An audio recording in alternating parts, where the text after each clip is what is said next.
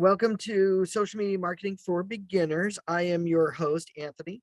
I work here at Orange County Realtors, been here for almost 20 years. Started off in the MLS department, so I know guaranteed I'll speak to everybody regarding rules, regulations, violations, all that fun stuff.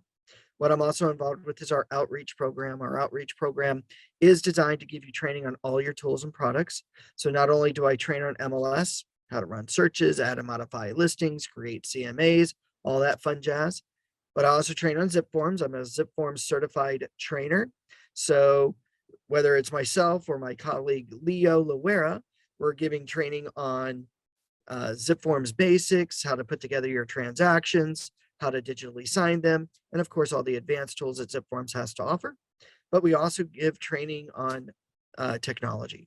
We love showing you all how to you can utilize your technology tools as well as technology at your fingertips, like your phones, your tablet devices, and all this other fun stuff that's right here readily available in your hands to be able to be what I like to call the paperless agent. Now, what I mean by paperless agent is maybe not get rid of paper fully, but maybe get rid of enough of it to make your lives a lot easier. So today, our big topic, how to make sure that we set up our social media to begin to do social media marketing. I know that's one of the biggest things out there. I'm sure you, with all the vastness of the social media platforms out there, Facebook, TikTok, YouTube, Snapchat, Instagram, LinkedIn, all these portals, which one do you use? Well, beautiful thing about technology, it's choice. Now, today, what we're going to do is we're going to focus on the two big ones today to make sure that you set up both your Facebook business page as well as your YouTube channel for video marketing. So we're going to go over a lot of pros and cons. We're going to go over how to set it up properly to be DRE compliant, because there are a lot of agents out there that when they set up their Facebook business page or their YouTube channel or they make a video that they don't have the proper information, and now they're getting hit with fines. Fines start from DRE at $200 or $2,400 per incident per post. So I want to make sure that you guys are protected to make sure that you have everything set up correctly. So we're going to go over a lot of that. If you haven't had a Facebook business page yet and are here to make one, this will be a class for you. If you currently have one, hey, this is a good class here because you're going to hit some hopefully nice little tidbits to make sure it's set up properly and to maybe start how to utilize it. YouTube, same thing. We're going to make sure that your channel's set up. We're going to make sure that your keywords and things like that are set up so that your channel can be found, so that your videos can be found. And when we're talking about videos, things a little bit above and beyond just the home tour. Okay. So just give you some ideas. Now, if you're here for this afternoon's class, our 3 o'clock class, where we go over content strategy, okay, we're going to focus on what type of content, how often you should be posting or doing videos, things like that. And then, of course, I've got a nice little assignment that you're going to hold yourself accountable to make your game plan work in our 3 o'clock hour. Okay. All right. Are there any questions before we get started? Oh, and by the way, we are recording today's session. Everybody attending today's webinar will get a copy of today's session. And if you want any of the slides or the slide deck that I'm using today, please reach out to me. My email address and my phone number.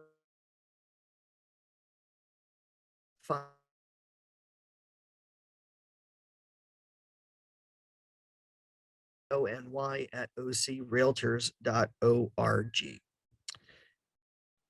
And of course, I'm getting internet. Oh, excellent. Gotta love that. So hopefully we won't drop. So real quickly, why Facebook? Well, Facebook is more than 2 billion or 2.74 billion people every month on Facebook. Now, if we put this in terms of being a country, the largest country at one point in time was China at 1.3 million. 3 billion people. Today, if we're looking at taking social media and making it into a country, China, instead of being the largest country in the world with population, is now third largest.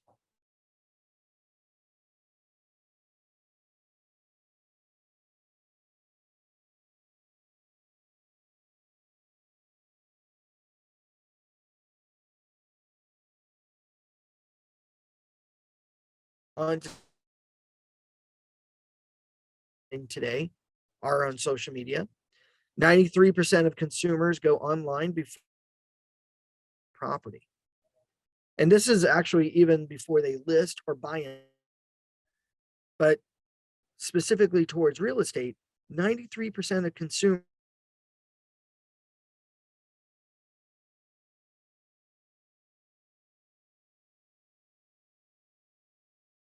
Wow.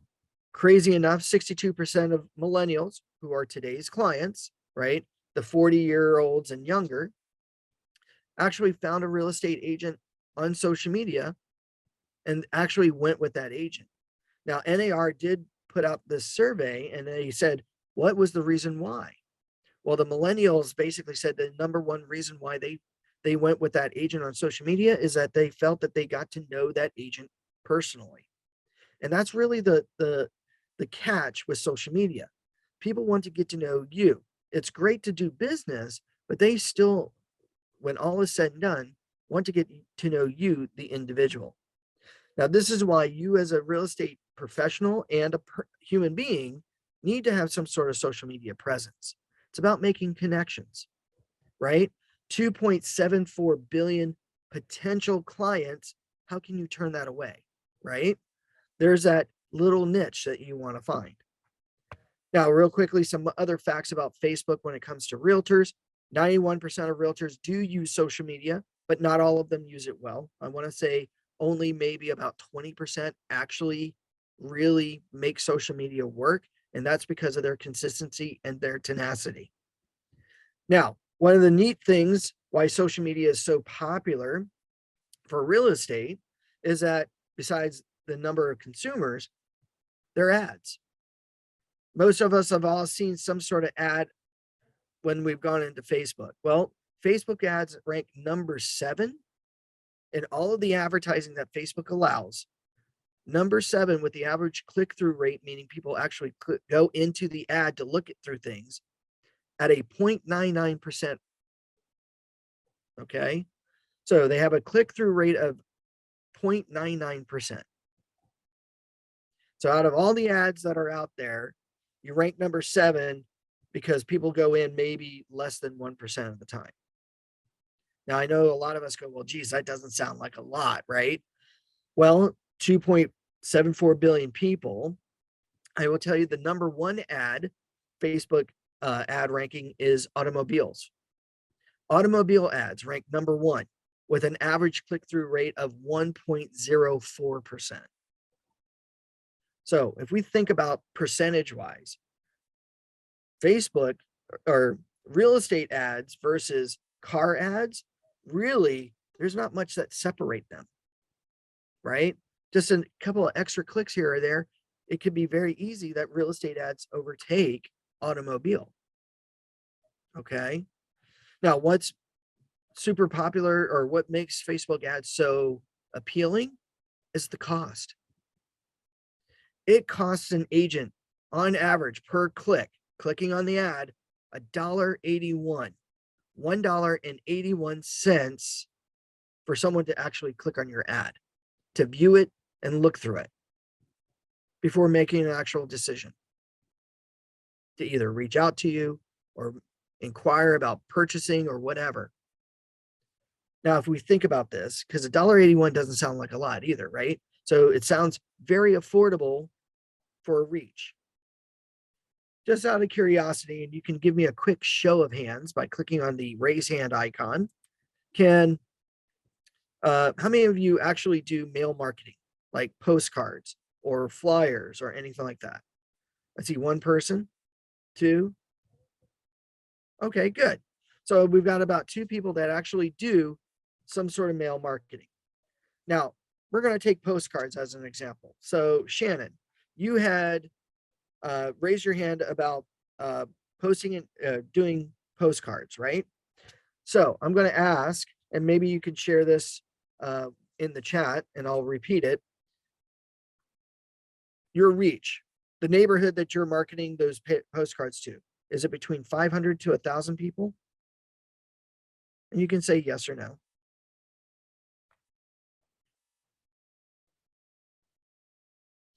No, just 300. Okay, 300 people. So with 300 people, I'm going to assume that you're, putting the postcard together. And to mail the postcard, it's probably about what, 60 to 65 cents per postcard?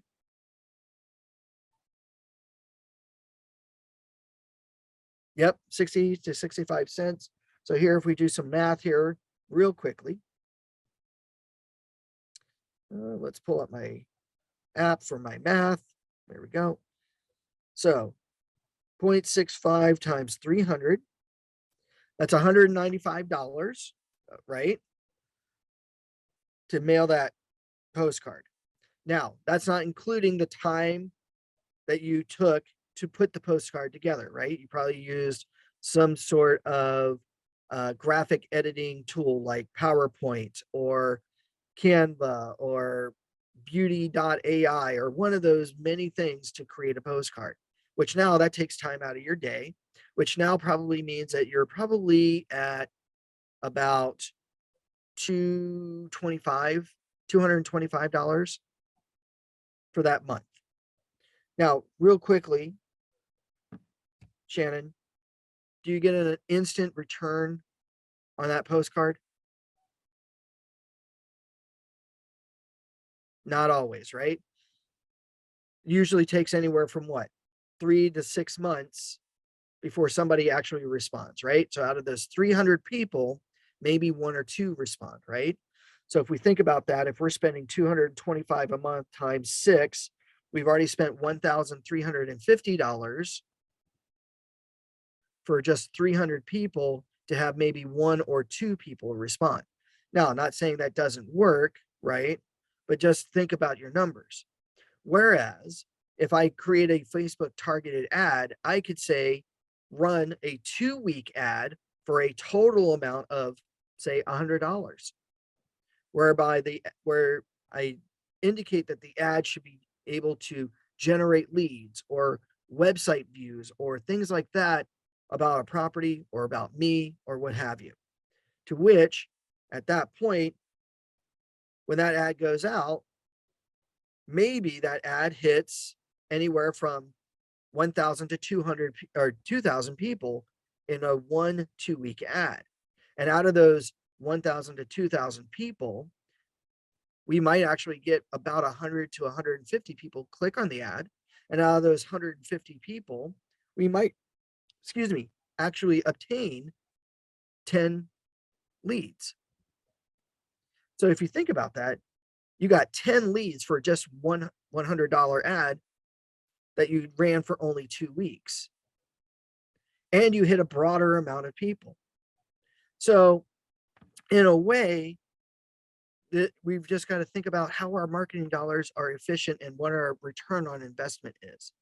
Now, Jenny asked real quick, how about door knocking material? Same kind of thing, pretty much, right?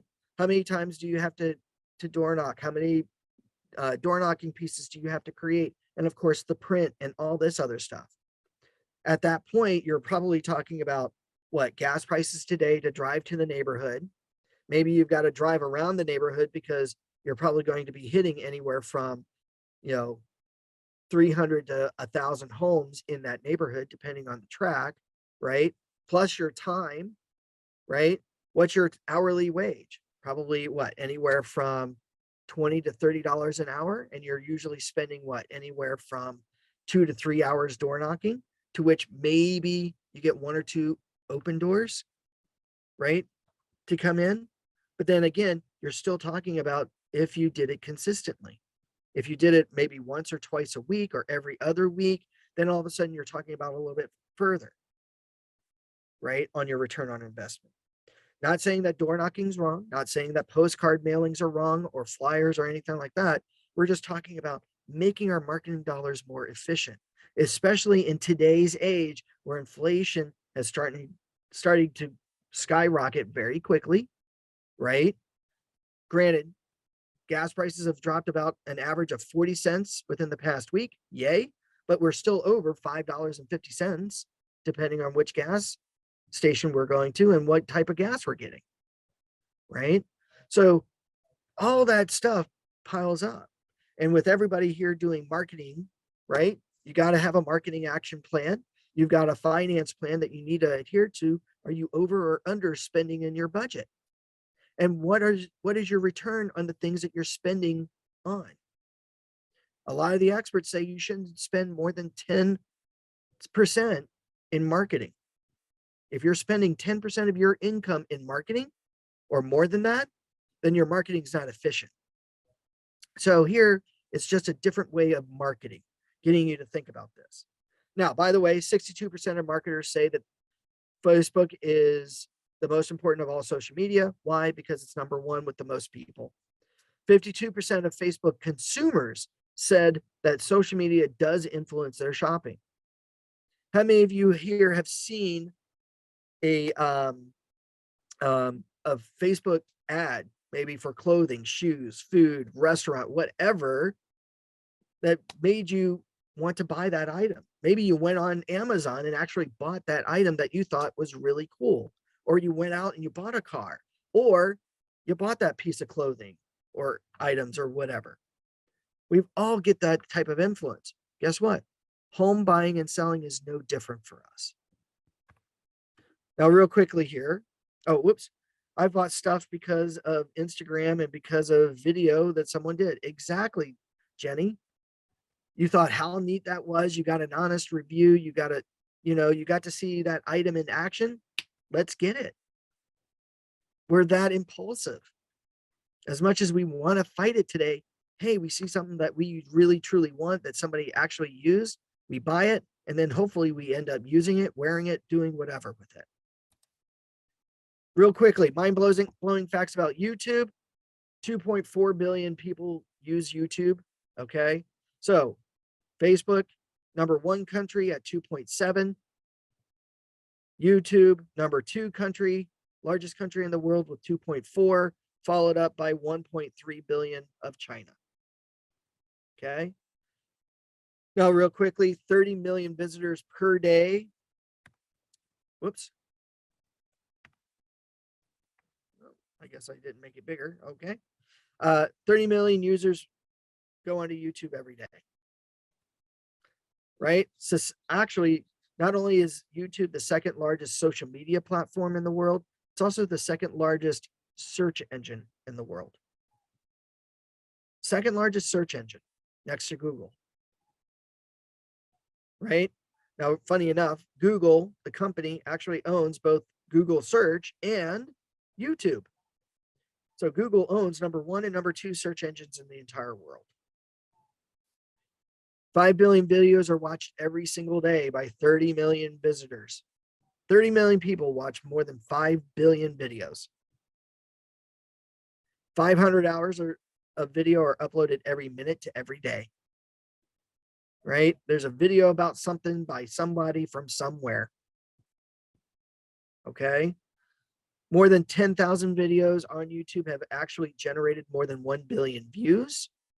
But here's a statistic that you really care about. 70% of YouTube users watch the video to help them make a purchase decision. So if so many people are watching videos, and Jenny just said it here, she saw something on Instagram, she saw a video that someone did that helped influence her buying. Guess what? Videos about a property, videos about real estate agents, about yourselves, about the communities, do get results. Now, 80% of YouTube users who actually watched the video said that it helped them make a purchase decision, and they started watching videos to do their research at the beginning of their shopping process.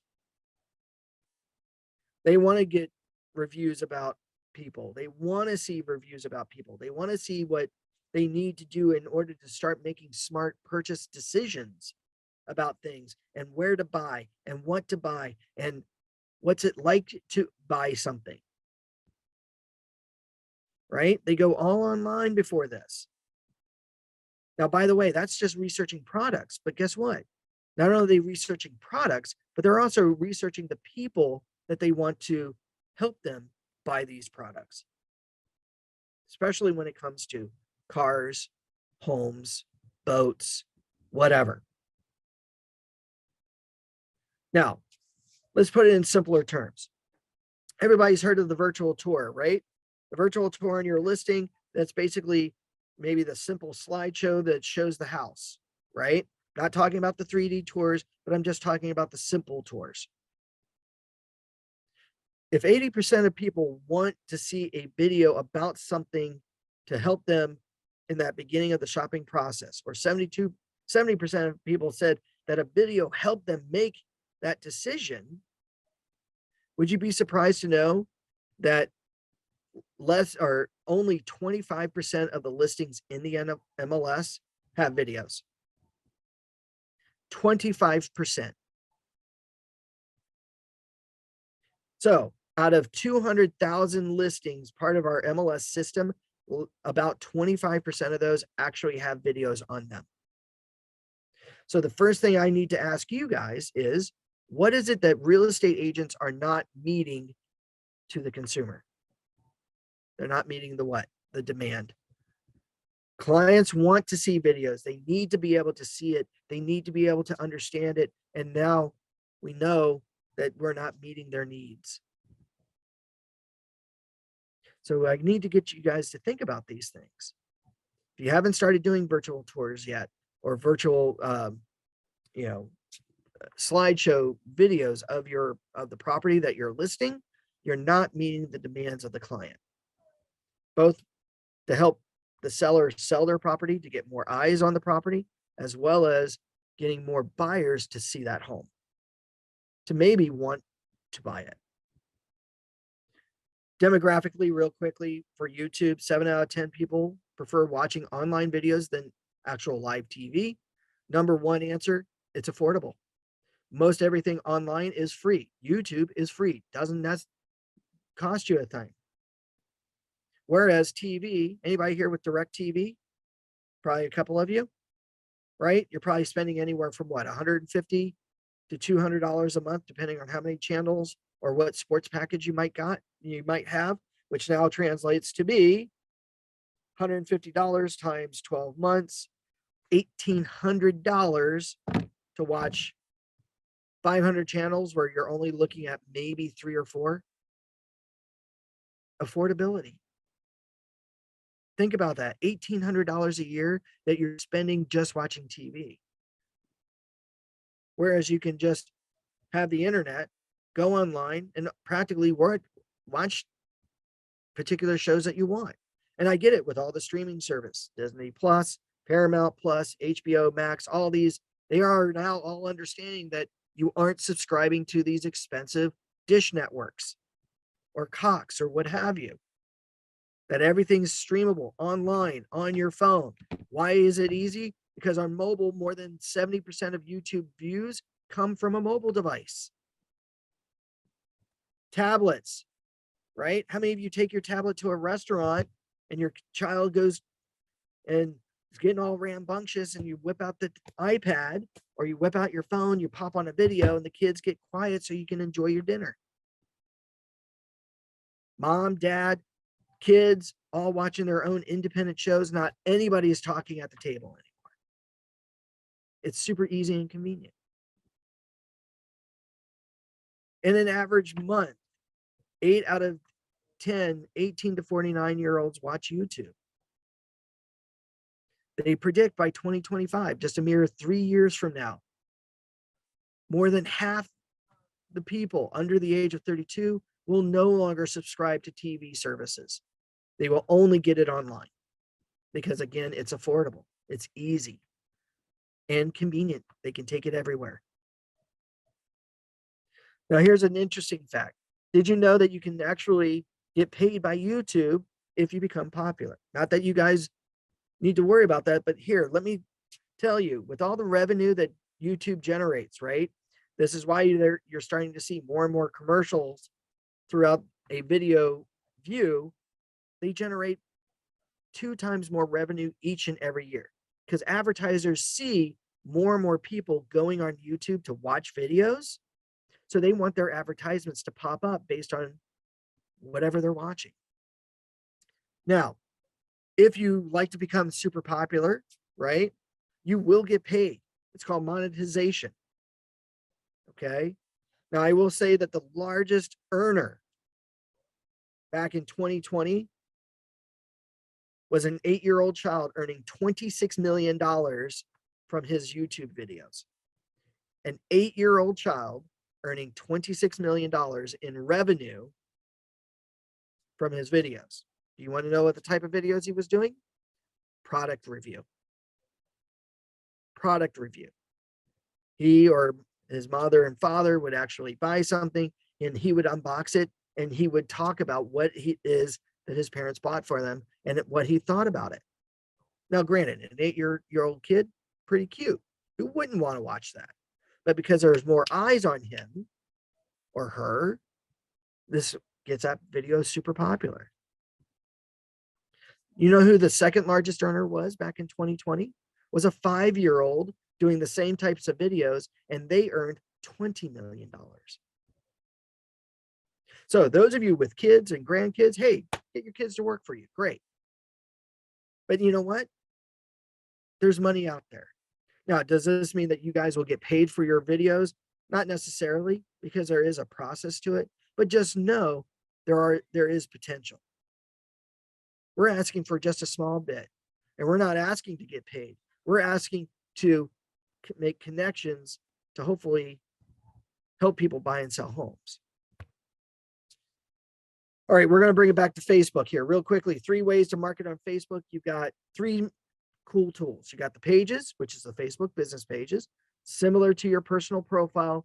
All you're going to do is request likes. You're not going to request friends to be part of your Facebook business page. You're requesting people to like your business. This is why it's super important that when you create a business page, that you create it linked to your personal page. Because eventually what you're going to do when someone likes you, that's not already a friend, you're going to request them to be a friend. That way they can start to learn about you personally.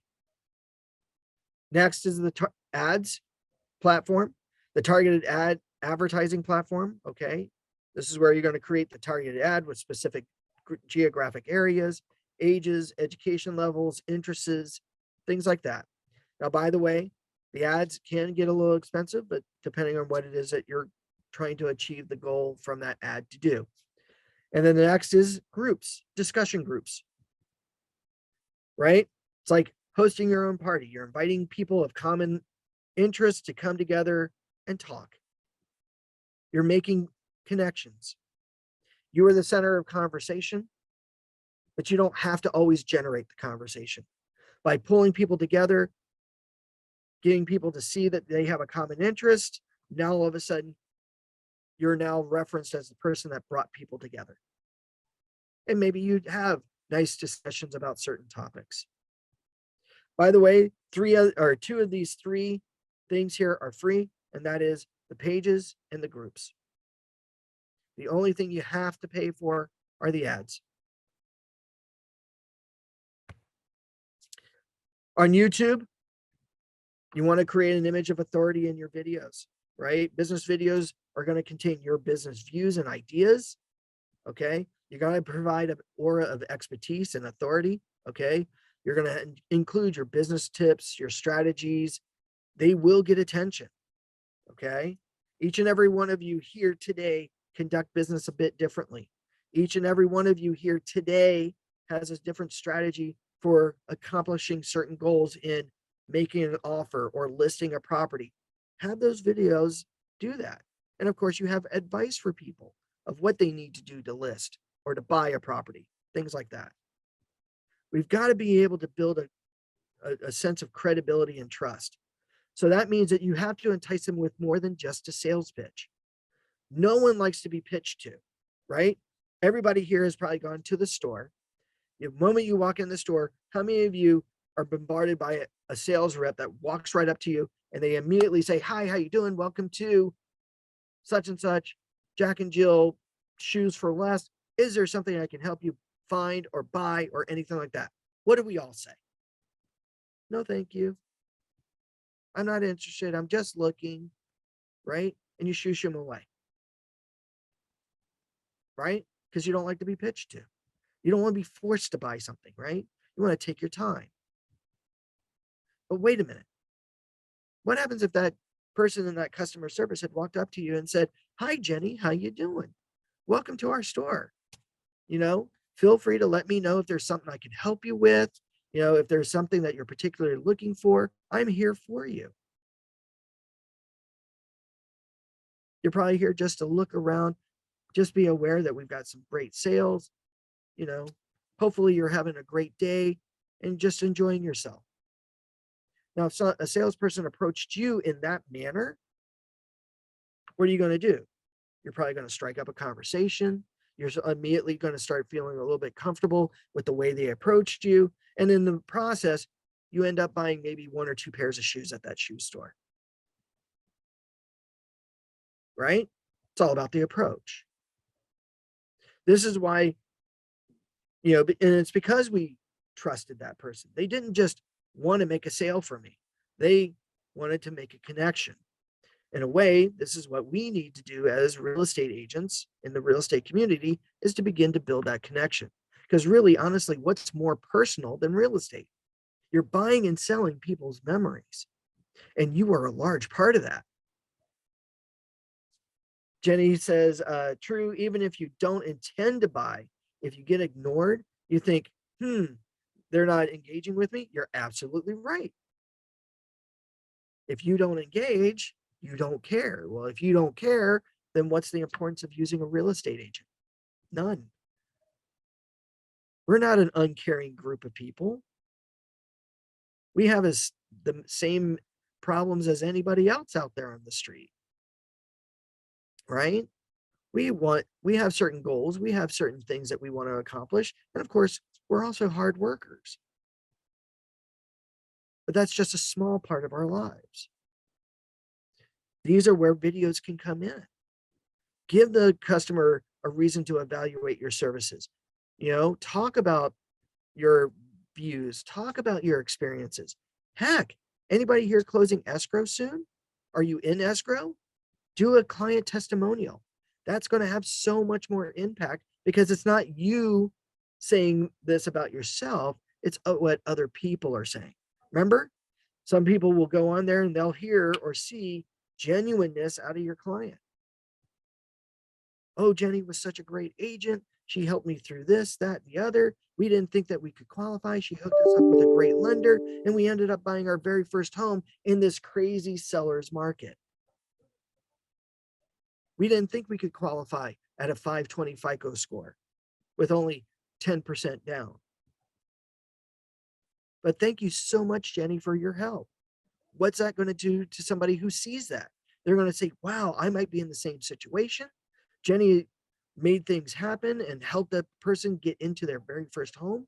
Hey, I want to reach out to Jenny, or I want to reach out to Shannon or Melvin," right?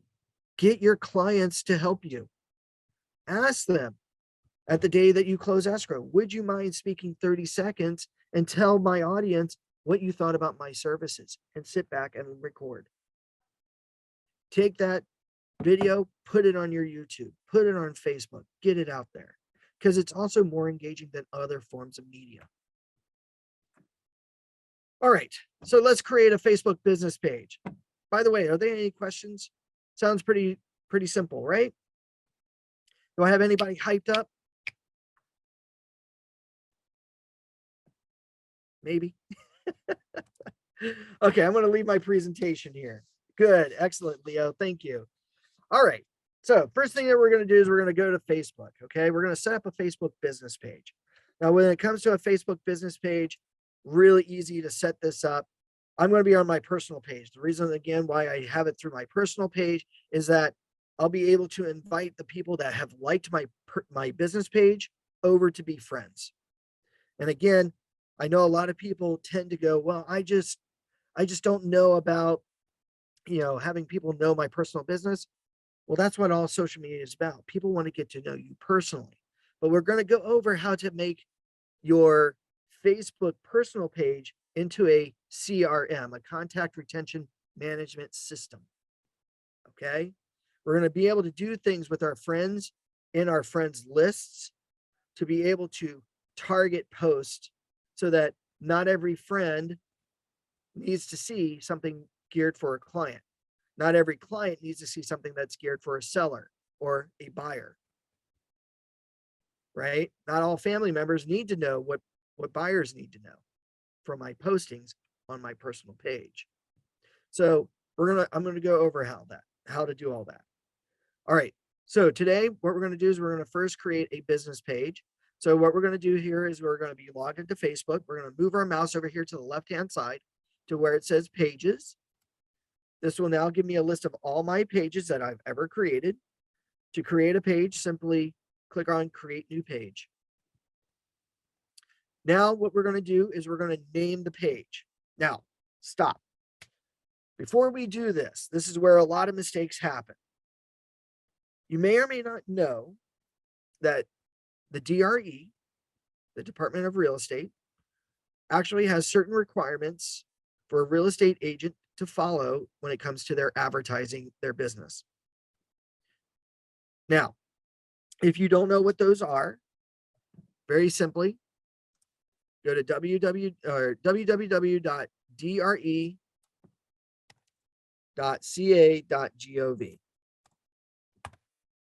This is the Department of Real Estate for California. Now, there are certain advertising do's and don'ts of what DRE expects any real estate agent, whether they're a broker or a real estate professional, to do when it comes to their advertising. To find out about these advertising rules, simply move your mouse over here towards the top right corner of the page where it says search and type in advertising. When you press enter, you're now going to be given a list of articles, one of which will say the real estate advertising guidelines that were updated back in August of 2020. When you open this up or click on it, a nice little PDF document will open up. Okay. Here, this will give all the requirements, font sizes, team names, things like this. Honestly, by page 7, they will give you a very perfect example of what they consider the proper first point of contact data. Now, there are 3 major requirements for first point of contact. First is the agent's name, their DRE license, and the company name. Now, this is not only for print advertising, but also electronic advertising. What falls under electronic advertising? Your Facebook business page, your YouTube channel, things like this. So when it comes to naming the page, I'm going to help you meet at least 2 of your 3 requirements. So when we name the page, we're going to name it our name. We're going to indicate that we're a realtor. Some of you might be just a real estate agent because you're an MLO. Then we're going to indicate our DRE license number. That's it. Here we've met at least 2 of our 4 requirements, or 2 of our 3 requirements by DRE. Now, if you already have a Facebook business page and you don't have at least your DRE license number on your Facebook business page, you may or may not know that you can update your Facebook business page up to 2 times. So I will show you how you can edit your Facebook business page here in just a minute. Now, if you work in a group, or maybe you're the team leader of a group, then it's okay to say your group name, right? Okay. And again, your DRE license number. Now, if I'm not the team lead, I should not be putting in the group name. Okay. This is where you want to keep safe and put in your personal name. Now you'll notice here I have not put in my company name. Why? Because my company name might be too long. Not to mention, if I change companies, heaven forbid, I can again only update my business page twice, or the business page name twice. From here, under create a page, the category. Now your category, you're going to put in real estate. Select. While the cursor is blinking again, maybe you put in this time real estate service. Put in all these keywords that will help with a Google search, not to mention a Facebook search for people looking for these types of services. People might be looking for a real estate, something regarding real estate, or a real estate service, or a real estate agent, or a real estate group. I don't know if they have real estate group here. No. So you're either going to be a real estate agent, offering a real estate service, or real estate in general. So again, this helps not only with a Google search, but also with a Facebook search for a business. Down below, we have a description. This is like your bio, except here you only have 255 characters to work with. Now, once you put this in, let's see here. Jenny, you said something about rental. What's your question about rental? Oh, you're talking about the category rental?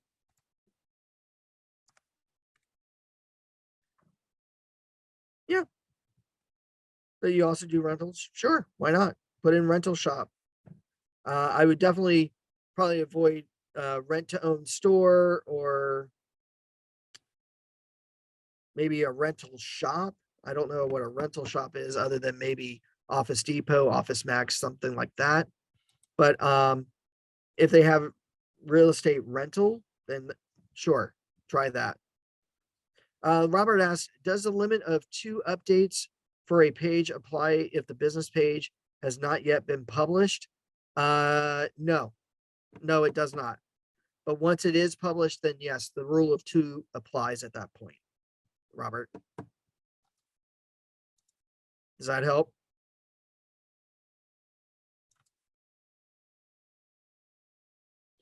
Now, by the way, here in the background,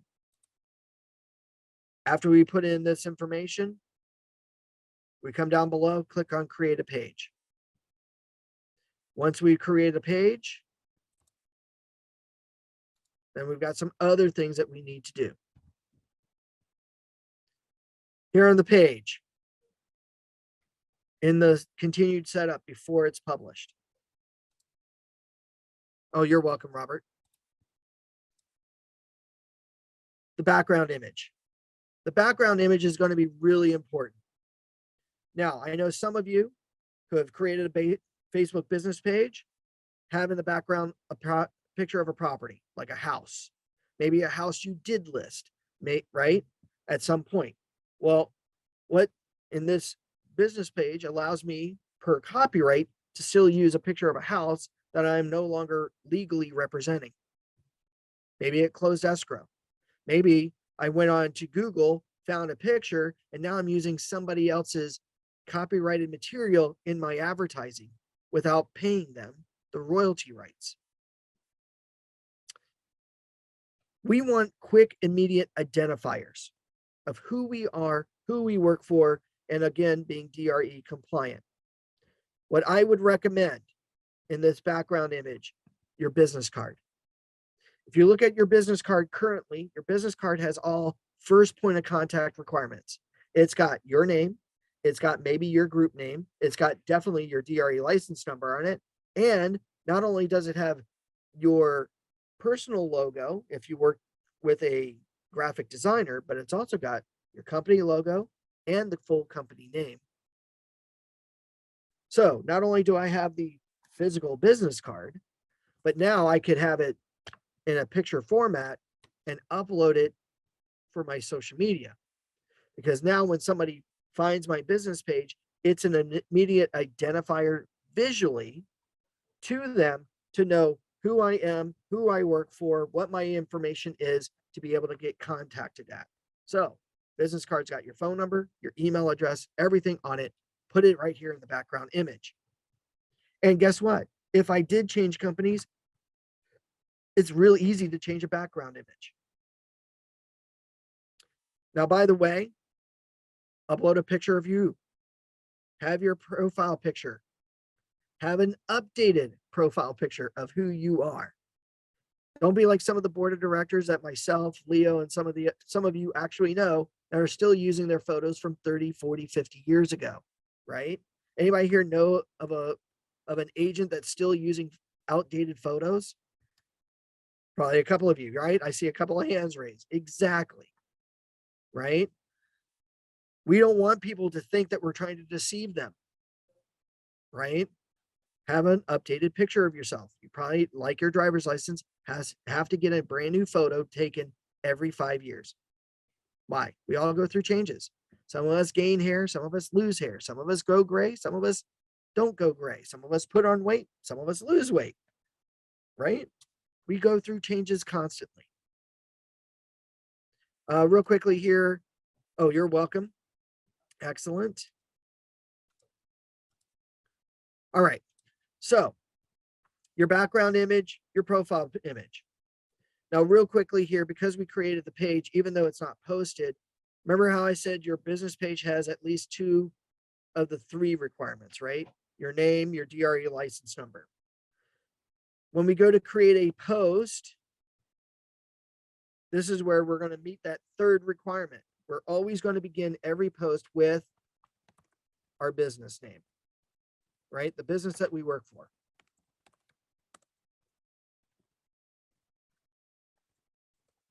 And then we're going to follow the post with whatever we want to say. So anytime you create a post, you'll notice here that the post always will have the title of the business page. So your name, comma, realtor, your DRE license number. And then every post begins with the company that I'm associated with at that moment. So now when I hit post, this will meet all first point of contact requirements per DRE. So this is how we can do that. And what's nice is if I did go from Jack and Jill Real Estate to Humpty Dumpty Real Estate, my next post, I can then indicate that I'm now with Humpty Dumpty Real Estate. It's way easier to change the company here in the body of the post than it is the business page name.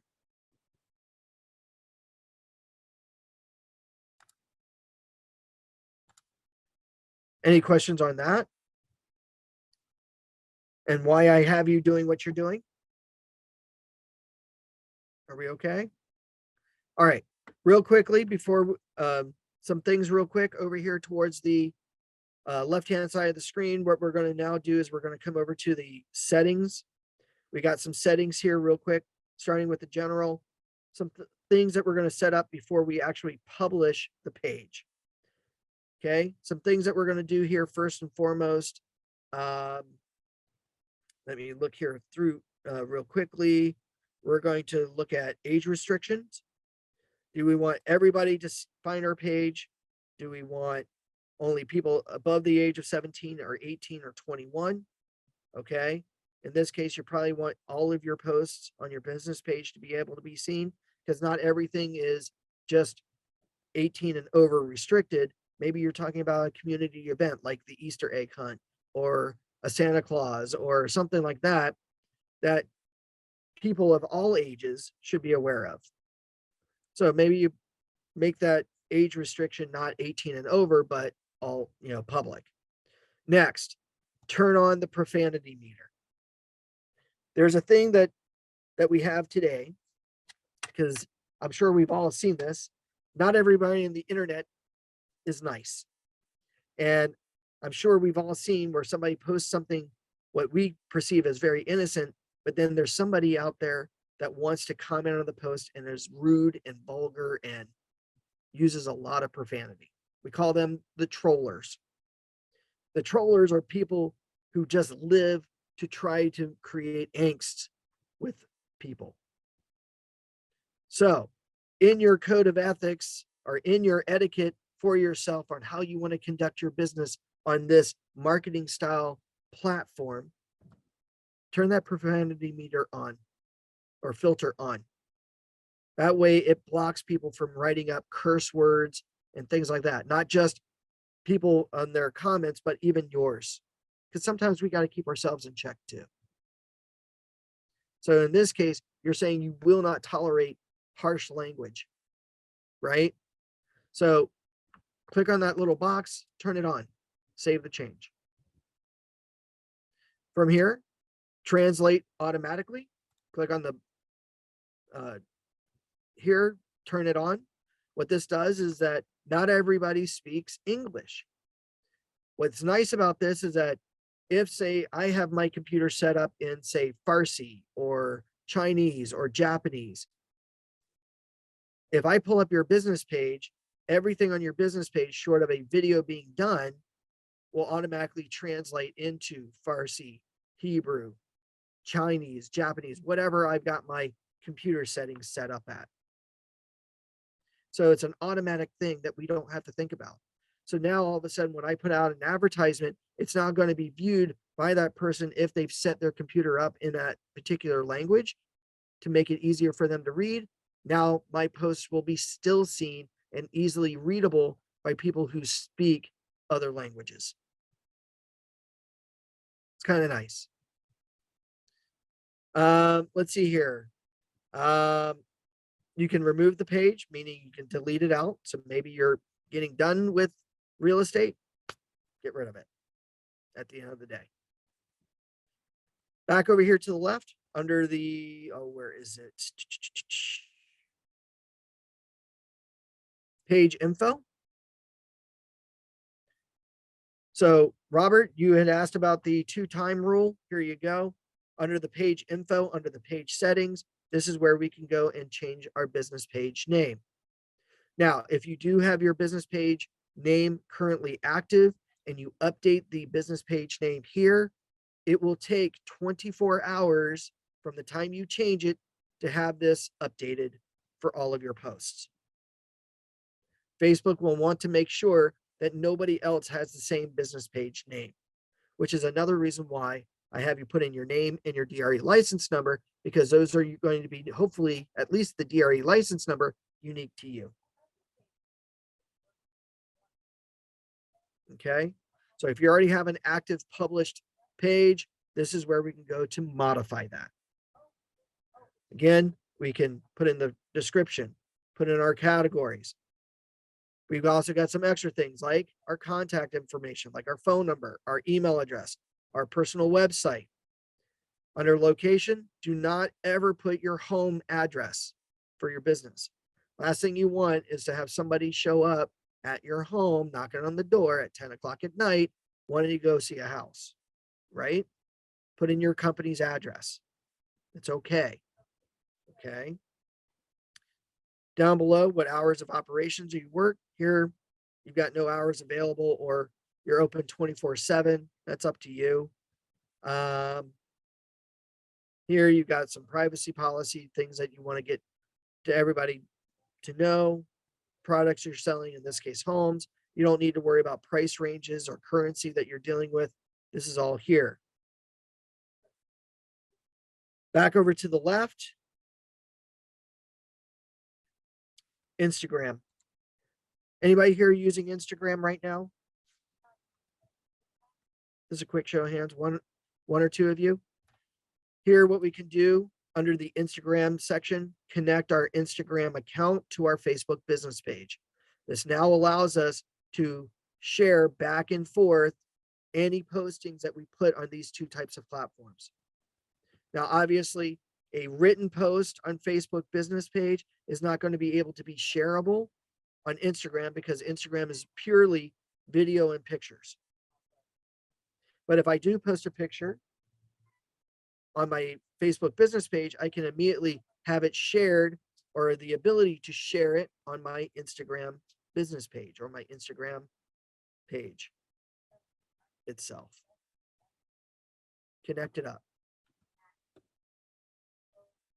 Now, once we're done with this, the page settings, come back under general, go to page visibility, click on unpublished, and make it published, and then save. Once you make it published, you are now ready to request likes. Now, the reason why we don't publish it before this and then request likes after we edit everything or before we edit everything is that likes are super important because you only get one shot at it.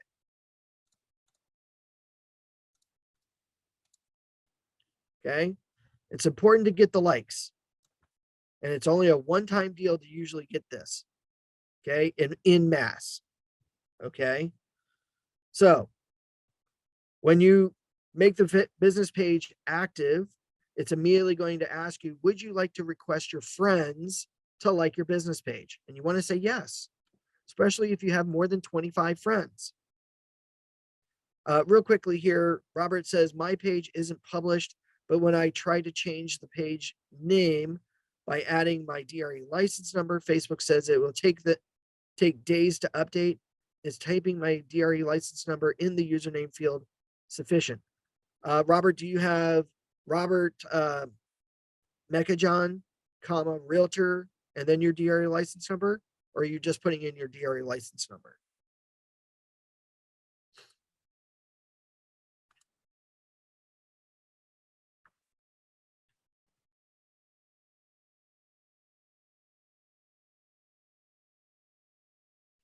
It's currently just my name and real estate. Yeah, you want to definitely, I would put in realtor, because if you're a realtor, then indicate you're a realtor. If you just have real estate, it could be construed as you're indicating yourself as a brokerage. So I don't know if you're a broker or not, but just be careful of that. And then right next to that, put in the DRE license number, the number sign, and then the number. But yeah, it won't take them days. It will take them one day. But then once you do that, then you can go back and publish it. So you'll be okay. No problem. All right. Now the power of the like here. This is when after you publish it, it's going to ask you to request your friends to like you. Okay. Now the power of the like is this. When someone likes your business page, even though we're requesting it one time to our 200 or 300 friends, every time or once they like your business page, then whoever, or let's see, whenever I post to my business page, not only do the likes get to see the post, but if they have friends and those friends have friends, each of those people will actually see the post as well. So what this means is that, say, I have 500 friends and all 500 of my friends, when I post my business page, I request all 500 people to actually like my business page. All 500 do. Now, each of those friends have actually 500 friends themselves. So when I post, not only do those 500 likes immediately see my post, but those 500 and those 500 and those 500 actually see the post too, without even liking my business page. So potentially anytime I post on my business page, up to about 175,000 people can organically see my post just from just 500 likes. So I don't have to request or pay somebody to get likes. This is where that content strategy comes into play. Okay. So the idea is to get people to like me, find me, things like this. I've got to post things, right? Now, by the way, post to your wall. You got to dedicate some time to do this. We're going to discuss that today at 3 o'clock, but it's basically 3 times a day for no more than 15 minutes for an entire day. What you want to do is kick off the algorithm of times visited or going to rather than time spent. The more often Facebook sees you going in to look at your page where you're going into it and accessing your account, honestly, the more often your posts are going to get seen. At 3 times a day, only 15 minutes will get 4 out of your 5 posts seen by your friends. Now, by the way, operate under some sort of code of conduct, what you will and will not tolerate people doing, commenting, things like that, and how you conduct yourself. Track and adjust when needed, right? If you see certain posts getting more views, likes, things like that, start putting out more posts like that. And then more importantly, stick with it. Stick with it. Don't get discouraged. If you've never done this before, you're not used to doing it, don't expect it to be an immediate return. It does take time, but it's a quicker return than you normally would have experienced any other way. But you've got to come out of your comfort zone. Now, you've got the boosted posts, you got the targeted advertising, okay? These are 2 things that you can pay for when it comes to their advertising ads or their ad platform. The targeted advertising ad platform allows you to develop the ad itself from start to finish. You can have pictures, videos, things like that. You can define it by age group, location, interests, recently moved, so much algorithms you can kick that ad off on. And of course, you can say how much you want to budget in that ad. That ad that I was telling you about, the $100 for a 2-week ad, in and around this one community going out 400 or 500 miles, boom, now I've hit 1,500 people with that ad. Now the boosted post, what I can do is when I post to my business page, I can actually boost that post going out. Here I can pick certain demographics. I can pick interests, like people who are into sports or into a particular team or things like that. Or maybe they like wine tasting or they like, food, things like that. It does cost money to boost a post, but it doesn't cost as much money as a targeted ad. Now, the placement of these 2 items is vastly different. We've all probably have seen something like this where we look at an ad that appears in the middle of our newsfeed. Now, this is a targeted ad. Here on the ad, I can comment, like, share, or even more importantly, sometimes the ad will say, learn more, whereby I may be redirected to their website, or it may ask me for my information to reach out to somebody. Now, a targeted ad always appears in the newsfeed, whereas a boosted post, so they've posted something on their business page as an article or what have you, and they click on boosted, it will always appear to the right-hand side. And if you notice that as I go down on my news feed, the boosted post does not necessarily change.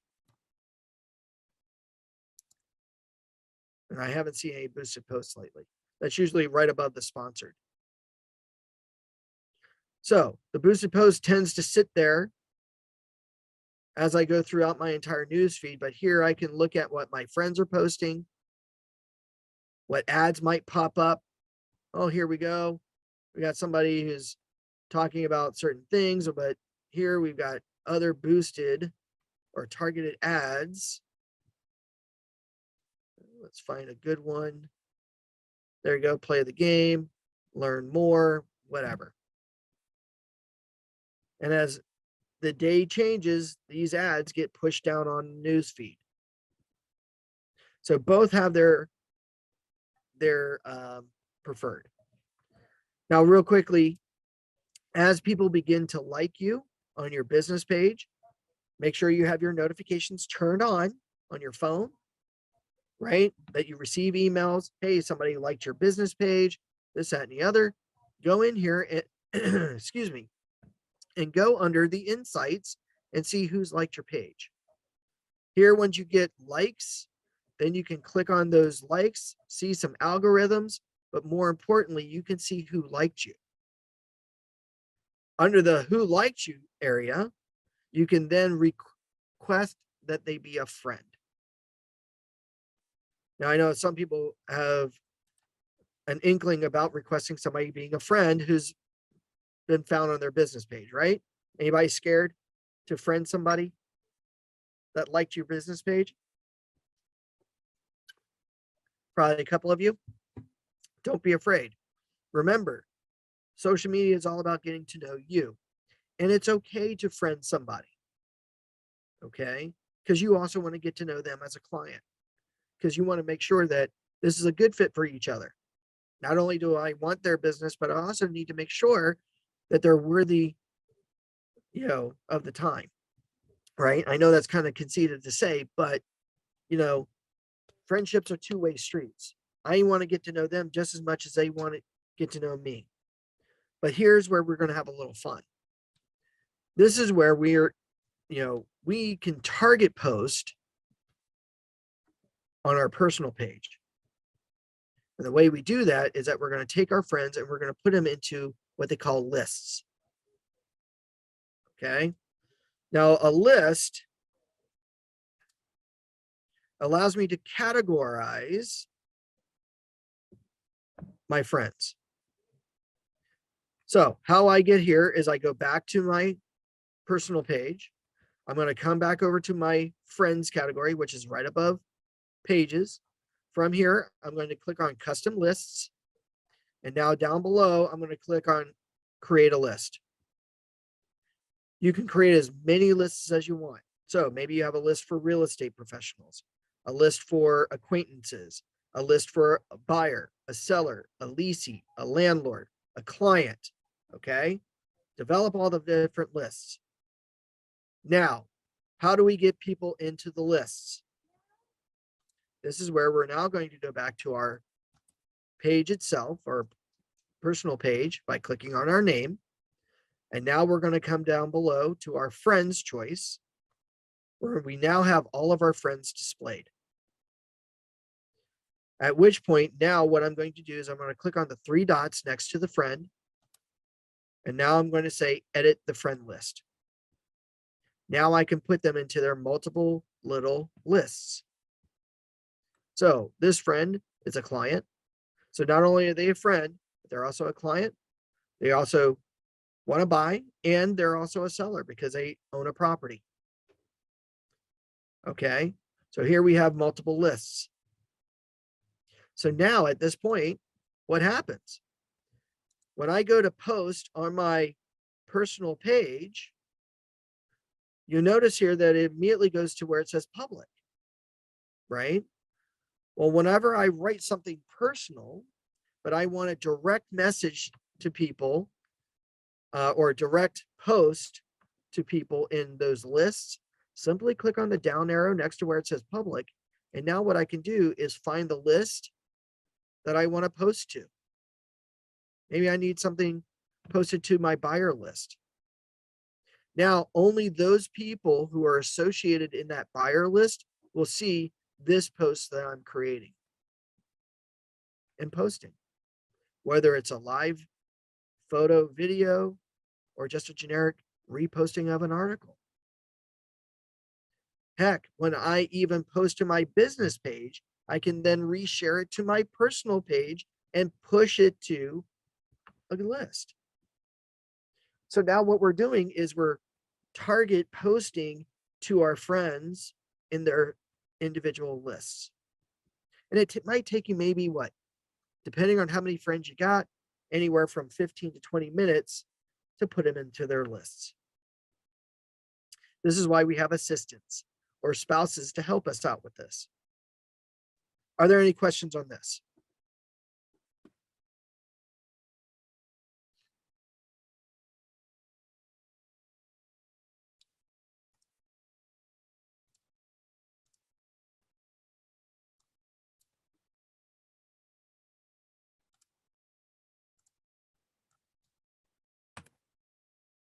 No questions? Seems pretty simple. Anybody excited about posting things on Facebook now?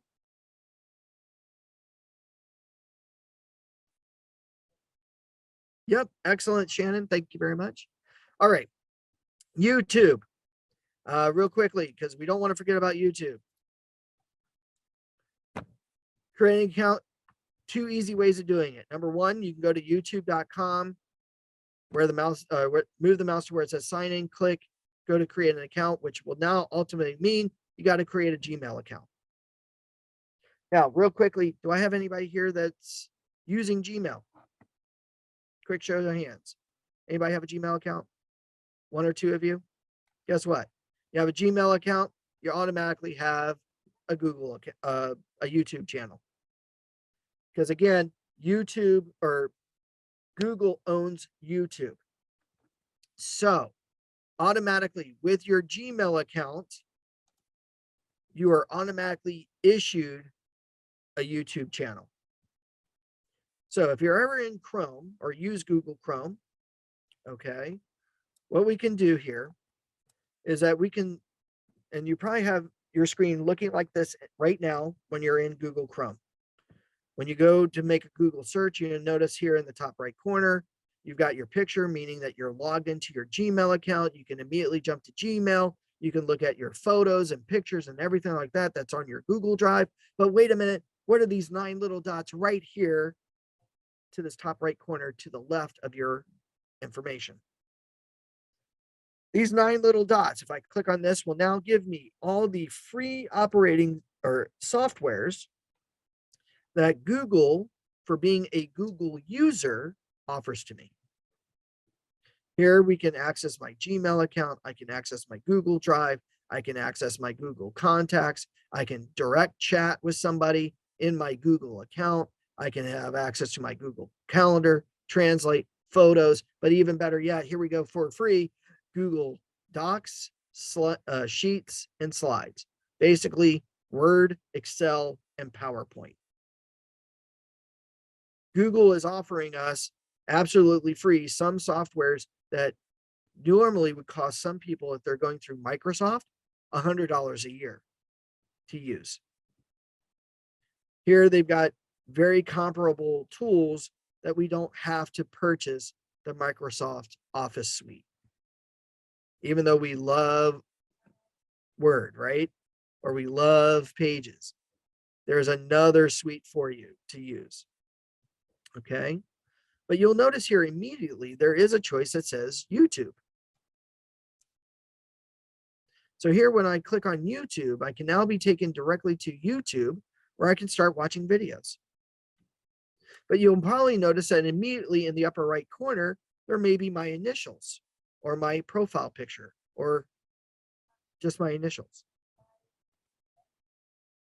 So if I move my mouse over here to the top right corner and click on either my initials or my photo, because you'll notice that it's different from just the Google image right at the top, even though they may be one and the same. When I click on this choice here at YouTube, we now have access to your channel. When I click on your channel, we now can start setting up our channel. Now, what we're going to do is we're going to come over here to this big blue button to the right-hand side, and we're going to click on custom. A couple of things that we're going to do here under custom to set up our channel, which is a little bit different than setting up a Facebook business page. Okay. Number one, we've got a layout that we can look at, but we're more concerned with the branding. Here, upload your personal profile.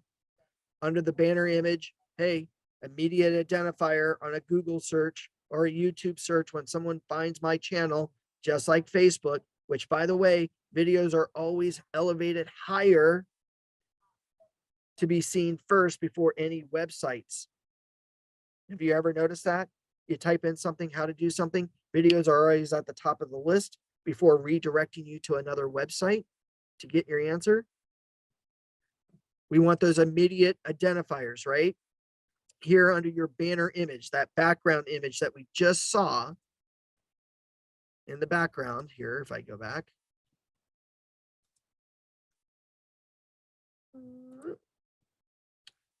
Gosh, a minute.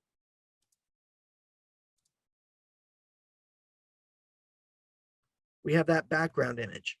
Make this your business card, right? Your company name, your DRE license number, your name, your phone number, your email address. all the immediate identifiers that anybody finding your channel will immediately identify you in your business. Okay. So put in that image.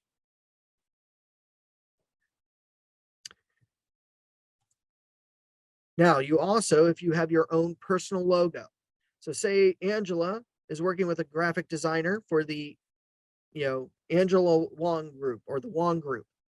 And here, maybe she worked with a graphic designer to have TAG in a nice, fancy, colorful format. Now, on the banner, we've got the company logo as well as the company name to identify that we're working with, say, Jack and Jill Real Estate. But you know what? She's her own independent person. She's an independent contractor. Anything that she does video-wise is her copyright. So now what she can also do is copyright protect her videos by watermarking them with her own personal logo. The TAG logo. What she can now do is click on change, upload that logo, and she can now indicate that that logo appear through at the bottom right corner throughout any video that she posts. So what's nice is that now Angela in her video editing does not have to worry about placing an actual physical watermark in the video through the video editing software. She can now, anytime she posts that video on her channel, will be automatically watermarked with her logo. Anybody like that? So consistency is key. You're absolutely right, Jenny, which is why we have the background image with our information on both our business page and our YouTube channel to have consistency in branding. You're absolutely correct. By the way, the basic information here, your profile, your bio. Unlike the Facebook business page where you're limited to 255 characters, here you can elaborate a little bit more. Just click the pencil icon or click in the box, get your cursor to blank, and write your bio. Now, when it comes to your bio, try to avoid the typical bio that most agents do, like, hi, I'm a real estate agent in Orange County. I love working with buyers and sellers. I really specifically work with first-time home buyers, and I can get you a really great deal. Give me a call anytime. Yay. Okay, what makes you different from any 250,000 agents here in California? 2.6 million real estate agents nationwide. What makes you stand out? Jenny asked real quickly, is the logo or watermark needed to be trademarked? No, not necessarily. Not at all. You could, that way somebody else couldn't copy your own brand, but you don't have to, if that helps. I want to say it's a few $100s to get a your logos trademarked, but that's usually at the trademark patent office or copyright offices, but you don't have to do that. All right. So here in your bio, what I would recommend if you're doing a bio on realtor.com or Zillow or YouTube or any other platform that's requesting a bio, what is it specifically about you that you do? What is about you in the areas that you're marketing that you specifically know about that people want to know? And what I mean by this is this. Angela or Jenny, what areas do you market? And you can just name one city real quick. Orange County. Well, Orange County is a pretty big county. Is there a particular area in Orange County? Costa Mesa. Excellent. So why is Costa Mesa a cool place that anybody wants to live in? Name one thing that makes Costa Mesa stand out in your mind that would entice somebody to move there. Close to the beach, shopping. Excellent. So in your bio, hey, if you want to know the best shopping near the beach, name the place. What's the best place that you know of, Jenny, that's close to the beach, shopping in Costa Mesa that you know has really great shopping? What store? South Coast Plaza. There you go. So if you want to know where the best shopping is at close to the beach, just minutes away, it's here in Costa Mesa at South Coast Plaza. Now, what's the best place to eat in Costa Mesa?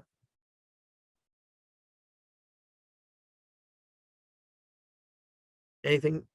There's so many. What is your favorite restaurant that you think everybody should come to and that you can't live without? If tomorrow that restaurant were to go away, you'd be devastated, right? Okay, the Black Market Bakery. So there you go. Put that in your bio, right? What you're trying to do is you're like, hey, if you're here in this area, Costa Mesa, and you want some really great shopping or really great food, here are two places that stand out in my mind. And if you go there and you like going there often as much as I do, you probably want to live there. Why don't you hit me up and I can probably work with you about finding a place to live that's close by to these places that you want to be to enjoy. So if you like shopping, if you like eating, you want to live in Costa Mesa, let me know. Right? What that does is it makes you stand out amongst somebody who is generic. You know specifically good places to go in Costa Mesa that somebody who's looking to live in Costa Mesa now can immediately identify you as a Costa Mesa expert. Right? Walking distance to shops. Be careful of walking. Not everybody's able to walk. Close distance to shopping and restaurants and this, that, and the other. Maybe you put that in there. And again, don't be afraid to name something specific that people should bring their attention to. Because when they go there and they like it, guess who they're going to remember? You're the person that told them. And you know what? I would love to live somewhere close by here. Hey, guess what? Jenny knows where I could probably find a good place to live that's affordable. Right? Those are things that they'll remember about your bio. Great that you'll do videos about stuff like that, but just know that your bio has got to be catchy and rememberable. Okay. By the way, here's your URL for your YouTube channel already created. You can copy and paste that, put it on all your advertising platforms, right? Your postcard, maybe on your personal website, your realtor, your property website, the whole 9 yards. Now, after you update these two things, come down below to the bottom left corner, click on settings. There's some things that we're going to do here under our settings before we actually post a video. Number one, under channel itself. What I love about this is that we have keywords, how your channel can be found in a search, not just on a YouTube search, but on a Google search. Now, everybody has probably heard the Google AdWords, right? You've heard of that, right? Where you pay Google god awful amounts of money that if somebody were to write in a search, if that word is hit, you're elevated to the top of the list, right? But you got to pay for it. And not all the times the popular words that you want are there or available or cheap. Well, in today's age, especially with YouTube, guess what? Here are the keywords. Click in the box and type in whatever word you want. I think you can have up to, 500 here? 500 keywords or phrases that if somebody were to do a Google search or a YouTube search, they will pull up your channel. So, real estate, Orange County, Costa Mesa, realtor, real estate business, the Angela Wong Group or the Wong Group, right? But here, more importantly, put in your name. Now you'll notice here, or I'm going to ask, how many people, and you can do a quick show of hands, how many people that you deal with either A, misspell or mispronounce your name? Anybody ever have that?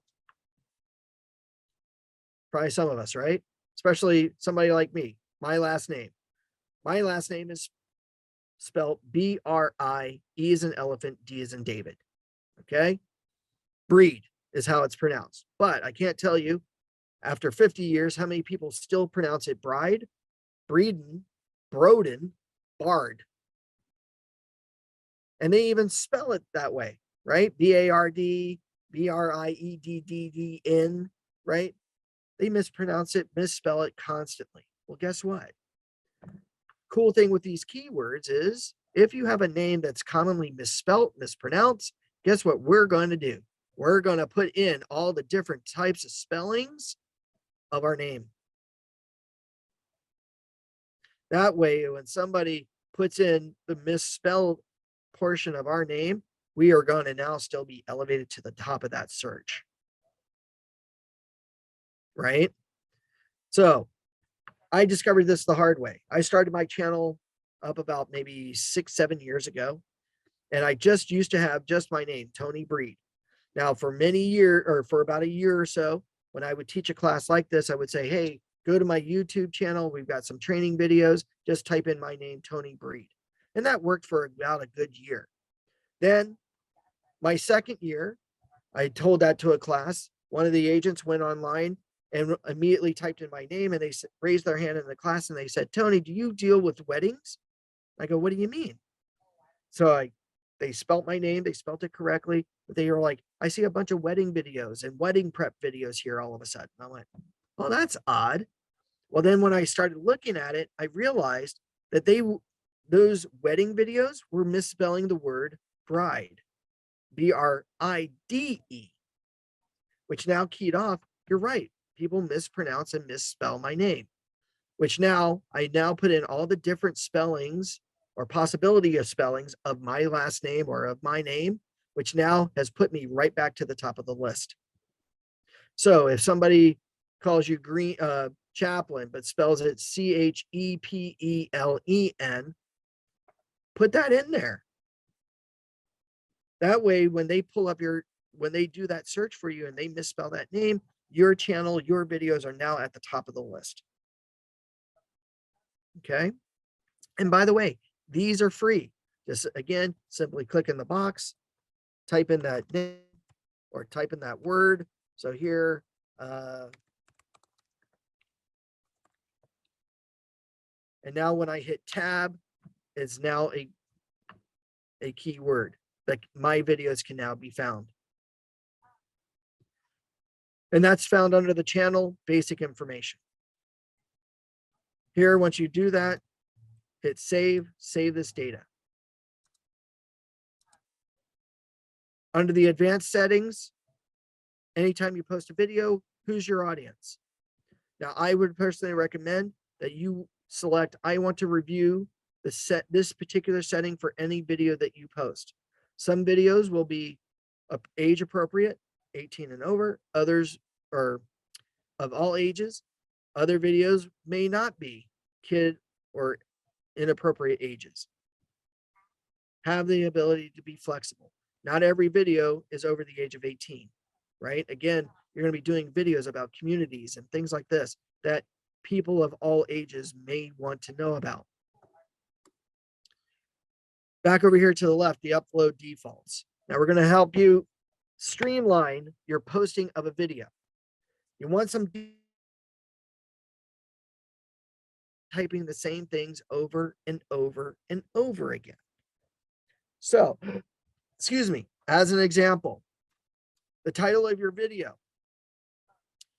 Yes, maybe it's a virtual tour of 123 Main Street, but who's presenting it? Maybe it's the Wong Group presents, right? This way, you don't have to keep typing under every video, the Wong Group presents, the Wong Group presents, and then whatever the title of the actual video is. Put a generic title that you don't have to worry about typing over and over again, because when you post a new video, you can just add on to the title. So here, maybe my videos are Tech Tony Presents, as an example. Now down below, we have a description.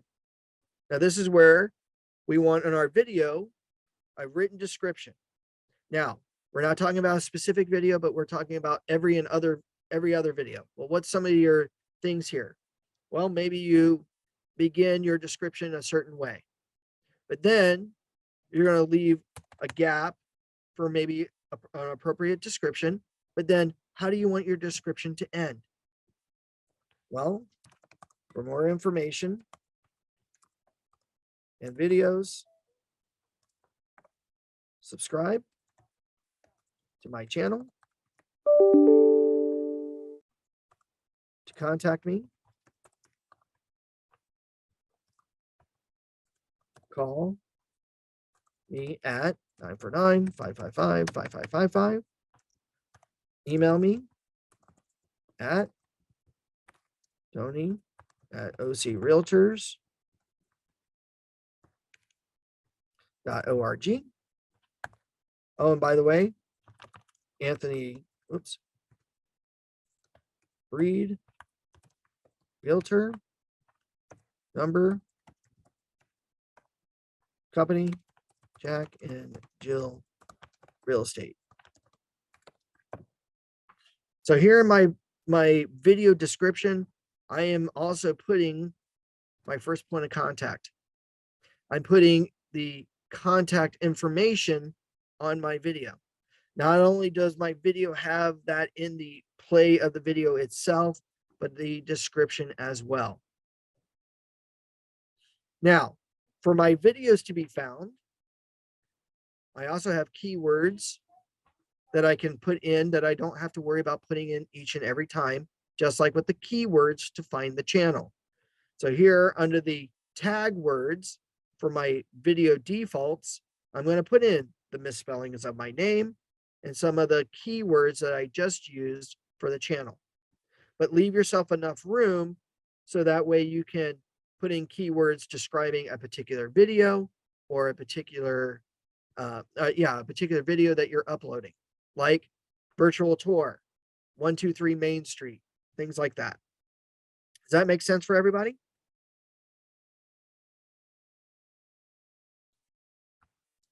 And I'm just going to hit save here so we can keep that. Let's see here. Under advanced settings, you don't need to worry about anything here. Permissions, you don't need to worry about. Community. Demographics, you don't need to worry about, or the agreement. So at least here, you're talking about 4 things you need to modify. The branding, the basic information, the channel, and the upload defaults. Okay. Now, when it comes to uploading a video, good, Shannon. I'm glad that this helps. And let me move some things here. Close. There we go. All right. So now when we're ready to upload a video, we're here at my channel, or I'm here at my channel in YouTube. At the very top right, we've got a camera with a plus icon. If we hover over top of it, it says create. Here, when we click on this, we can now either upload a video that we've made and edited, or we can go live.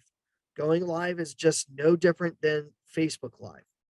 As a matter of fact, YouTube Live came out a whole 2 years prior to Facebook Live coming out.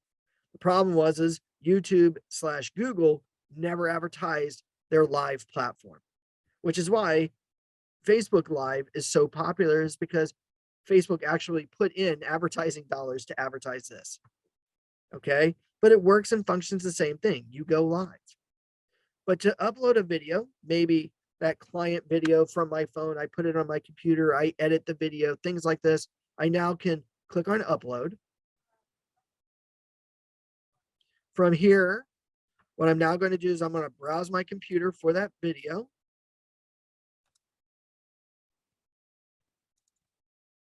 Oh, whoops. And now I'm just going to grab the video, click and hold, drag it, and bring it right on in. Now the video is being uploaded. Now all I need to do is do some things, but we'll see here, oh, look, based on our upload defaults, we've got part of a title. So now I can click in the title box and now say virtual tour of 123 Main Street. Maybe here in the description, I now click in the box and describe what that video is about, right? Lovely, two bed, two bath, Costa Mesa home near South Coast Plaza.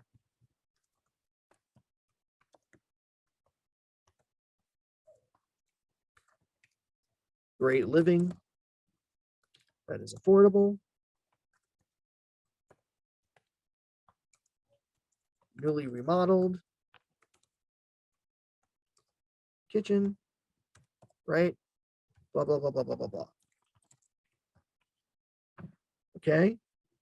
So we got this. Down below, we can pick a thumbnail, an opening shot of the video, or we can upload a screenshot of how we want the video to look like to begin. Down below, the audience. Is this video for children? Yes or no? Down below here, we can add in extra keywords. So here are the tag words. So here we've got some of the tag words, again, pulled from our upload defaults. But now what we're going to do, click in the box and now type in virtual tour of 123 Main Street, Costa Mesa. Tab. Right? We've got 500 words we can now type in here. So put in phrases. Maybe you even say, you know, some other fun things, right? 3-bedroom home. Tab. Overlooking street or city lights. Tab. Now, what's nice about these tag words is that Google search, YouTube search, if somebody types in these words or phrases, that video is going to get elevated. Now, by the way, I'm going to help you out here. If you're doing a virtual tour of a listing, one big piece of advice I'm going to give you, narrate the video, right? What I mean by narrate is, welcome to 123 Main Street, this beautiful 3-bedroom, 2-bath property, single family resident in Costa Mesa, overlooks the city lights view. Great remodeled kitchen, new appliances, Viking appliances, you know, all the key things that you want to say to promote the house, narrate that video. Now, why is this important? Not only is it important because these tag words are also helping get that video seen higher in the search list, but we also want to type those same words into this description, which elevates that video even higher. But now, in the past 5 years, Google search also listens for the spoken word as a keyword. So they want to listen for the audio explanation of that video, so that when someone types in a keyword or phrase like 3-bedroom, city lights, Costa Mesa, that video even gets elevated even higher in the list, in the SEO. So it's super important that you narrate and talk through some of your videos, especially about a property. How often have we all seen a property and it looks pretty, right? But we get super bored, right? Well, we don't want people to get bored with our videos. Talk through them, welcome them, right? Describe the things that they're seeing, what they should pay attention to in that picture or that shot. Because a lot of times, if these are common words that somebody's going to look for in a search of a property, that's going to help elevate our home to higher in that view list or that search list. Here, after you put in your tag words, you put in your title, your description, we're going to go next. We got some of the video elements like adding in subtitles, adding in a screen ending. You know, those are a little bit more advanced things. Here, it's going to double check to make sure there are no copyright infringement. So make sure that you're not using any copyrighted music or pictures or anything like that, because Facebook or YouTube will flag it and pull it down. Okay. Should we have someone help shoot our videos? If you want, of course. You know, if you have a photographer take pictures, get him to email you those photos. That way you can put a video together in less than 5 minutes on your computer. But, you know, in a way, you're using the photographer's photos at that point. If you want, yeah, sure, have somebody hold the camera and walk with you. You know, just make sure you have good, clean audio to do that. You don't have to do it on your own. But that's a great point, Jenny. Sure, have somebody help you. Here, after the copyright verification, we go next. And now we're ready to publish. Oh, wait a minute, we have another question. Risa asks, how do you know which music you can or cannot use? Well, what you cannot use are songs like, Metallica or Prince or, you know, Kanye West. Why? Because are you paying them royalties to use their music in your videos? And what is the purpose of your video? Now, if it's a video that you're doing for personal use, like a vacation or something like that, where you're not worried about monetization, then that's fine. But remember that when we're doing videos, when it comes to our real estate marketing, we cannot use those songs. Even though we might have bought maybe the CD or bought the music off of Spotify or anything like that, just because we bought the music, we bought the music for our personal use and personal consumption, not advertising. So when it comes to already, you know, professionally done songs like that, without reaching out to those individuals to ask for permission, which by then they're going to want royalty rights to use that, don't use it. Now, you can use other websites like iStock or iStockmusic.com, something like that, whereby you would pay for the use of the song. Or in some video editors like WeVideo or iMovie, they do have with your service songs that you have purchased or comes with your account that you can use as well. That's considered duty free. Okay. So there are websites for you to do that. Just go online and type in duty free. As a matter of fact, Risa, sorry, and I know I'm elaborating on this. And I'll show you after we think about publishing this real quickly. I'll show you where to look at for that music on YouTube. Okay. But here, real quickly, we can publish now a video. Just simply select publish, hit publish, and there's the URL that you can now post and see live.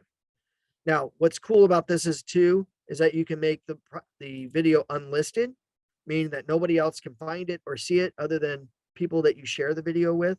So maybe you do a personalized welcome video or a listing video to a particular client, make it unlisted, give them that link, easy to share. Now, here's one, scheduling. When it comes to consistency, you can schedule your videos to go out. So maybe, Angela is getting ready to go on vacation, and as she's ramping down her business, she's afforded herself at least an opportunity to make 2 or 3 videos, right? Because she's putting videos out on a weekly basis. Well, what is she going to do with these? Is she going to publish them all at once? So now in 1 week, there's 3 videos, but the next 2 weeks are no videos, right? Well, that doesn't keep her being consistent with her audience. What she can do is now make this video a scheduled release. And now she can pick out a date and a time for when that video gets now posted and seen by the public. So now Angela can go comfortably on vacation and not worry that her video audience is going to miss out on some content. So you've got some choices here. Now, real quickly, once we do that, it's posted, it's seen as our content. People can now view it, share it, comment on it, the whole 9 yards. Now, real quickly here, Risa asked about the music. Oh, and let's see here. What about QR codes adding to Facebook or Instagram? Yeah, that's fine. It's an image, it's a program. Copy that video into a QR code platform, take the QR code, place it on top of a picture. Somebody hovers over top of it, they now click on it, boom, instant gratification of watching the video. I am all for it, Risa. If anything, QR codes came back like gangbusters with COVID, right? We all probably went to a restaurant. Nobody was given physical menus anymore, but hey, scan the QR code for our menu. There you go. No different. Put it on your flyer, put it on your open house sign, whatever, of whatever videos you want, put it into that QR code for somebody to then view and see. For sure. I'm all for that. All right, real quickly, the music. If you want duty-free music, YouTube does have that. Here under your channel, there is a choice down below that says audio library. Under the audio library, you have access to sound effects or free music. Here, what you can do is simply find a genre you like.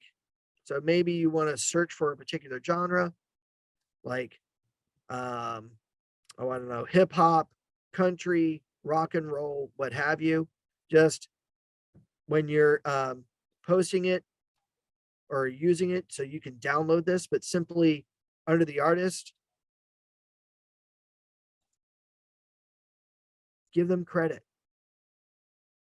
They are putting music together to get themselves known. Give them credit. Right? There will be ways in there. I think there used to be a description here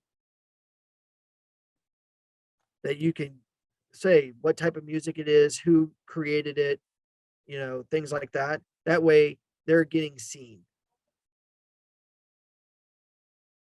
So you want to give the appropriate credit, even though they're giving you this music for free, download it, use it, apply it to the video. But then when you're posting it in that description, music by Netflix of YouTube, and then put in their link for their YouTube channel.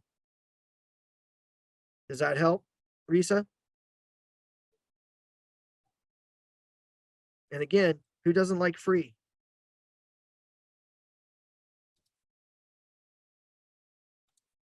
Yes, excellent. Good. I'm glad. All right.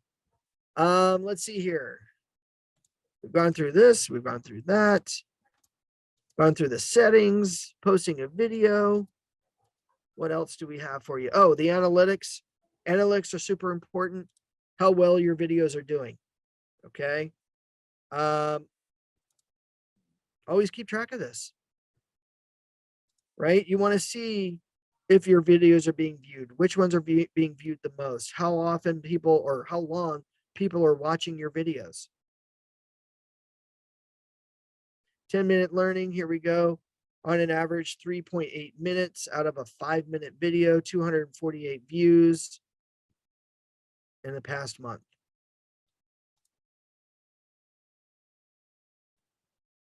Coming soon, 132 views. What do we do with this? We're information. We're going to curtail our content, right? Impressions, views, how many subscribers. Here we've got 42% of people finding my videos through a YouTube search. Externally, 32%, basically using web browsers like Google search. So Google is finding me 32% of the time. Other people are in YouTube finding me 42% of the time. 79% is a Google search. Excellent, from a Google traffic, right? So you're going to see all this stuff. Engaging. How many people, how long people have watched your videos, which videos are being viewed the most, where your audience is coming from. So these are all really amazing tools to keep track of what type of content, analyze it, and of course, modify it if need be. I love this. 76% of people watch my videos in the United States. Other than that, there are other people outside the United States, like Canada, watching my videos. So, not just people here in California, people nationwide, and of course, people worldwide seeing your videos. Have fun with this stuff. All right. I do have a homework assignment for you. By the way, are there any questions? And I know my homework assignment, I know a lot of people just went, oh, really, Tony? Right? It's really simple. And this is mostly a promise to yourself that you're holding to yourself. Number one, did you set up your Facebook and your YouTube channel? Write down what your YouTube name is and what your Facebook name is. But on your Facebook setup, did you put in your background image? Did you do your about section? Did you set it up correctly to stop profanity and things like that? And then, of course, did you publish and request the likes? Under your YouTube page, did you upload your background image? Did you upload your branding? Did you put in your about? Did you set up your defaults? And did you, by any chance, might have posted a video? Now, one video that I think everybody should do is an intro video. Who you are. Remember, people don't like to read. They like to be visually stimulated, right? So it's great to know about the house, but they want to get to know you. So do a video about yourself. Take yourself a minute to record yourself. Who you are, what company you work for, talk a little bit about yourself, and then more importantly, how does somebody reach you? The call to action is this. Hey, by the end of today, or by the end of this video, please subscribe to my YouTube channel for my latest and updated videos. If you need any real estate assistance, give me a call at 949-555-5555 or email me at tonyisAcoolrealtor.com. Right? Something like that. Obviously, hi, my name is Anthony. I work with Jack and Jill Real Estate. It's so nice to meet you. Welcome to my channel. Welcome to my Facebook business page. I love working with people. I especially market in Costa Mesa. So if you want to know a good place to eat, South Coast Plaza. If you want to go, or a good place to shop, South Coast Plaza. There's a good place to eat. We're going to the what was it called? The Black Market Bakery. Love to see you there for lunch or drinks or coffee. Let's meet up. And if you do have a real estate need, I'm here for you. Give me a call, shoot me an email. It doesn't take long. Now, how many people are afraid, real quickly before we end today, how many people are afraid of video? You don't like the way you look. You don't like the way you sound. You don't want to. That's okay. This is something where we're needing to come out of our comfort zone. Nobody likes the way they look. Nobody likes the way they sound on camera. I get that. But you know what? Does that stop you from showing a property? Like Deborah, do you purposely not show a home just because of the way you look or sound? Probably not, right? You're going to do that. Well, guess what? Doing video is no different. When we're looking at the camera, think that we're talking to the individual, right? Am I afraid to talk to the individual? No. Just like I wouldn't be afraid showing a home to that individual. This is how they see me. I've got to be comfortable with that. Now, I will tell you that a lot of people will stare at the camera and not blink and not breathe for a minute straight. Okay? It's okay. It happens in our very first time doing this. But as you guys get to do this more often and more regularly, you'll get more and more comfortable. Don't forget to smile. Hi, how you doing? A welcoming smile can say a lot. It does take practice. Practice it. But no matter what, let's come out of our comfort zones, Deb. Let's come out of our comfort zones, Shannon, and let's try it out today. Trust me, it will work.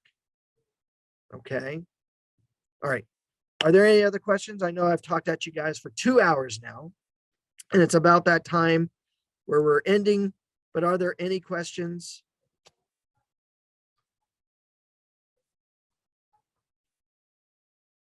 No other questions? Was this a fun class today? Did you guys learn anything? Loved it. Awesome, Angela.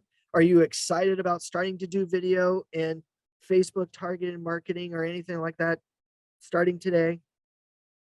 Are we able to watch it again? Yes, you are, Angela. So when this is over, I do believe if not later today, early tomorrow, you should get a copy of today's recording emailed to you. Will there be a replay? Yes, there will be.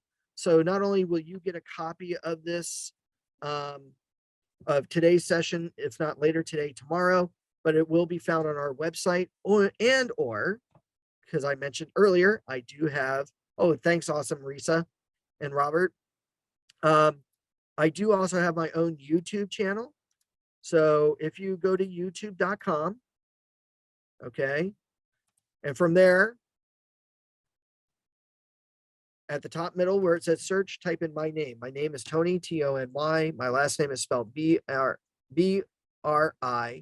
E is an elephant, D is in dog. Here you're going to see my picture, my name. Just simply click on my picture and my name. And from here, go to our videos. And here I have a ton of videos, not just for social media marketing, the basics, the advanced course, but I also have other videos like zip forms and all the other tools and products that we give training on. So please come here. Plus, I also put in a couple other fun things like how to cook certain things. So I love doing cooking videos.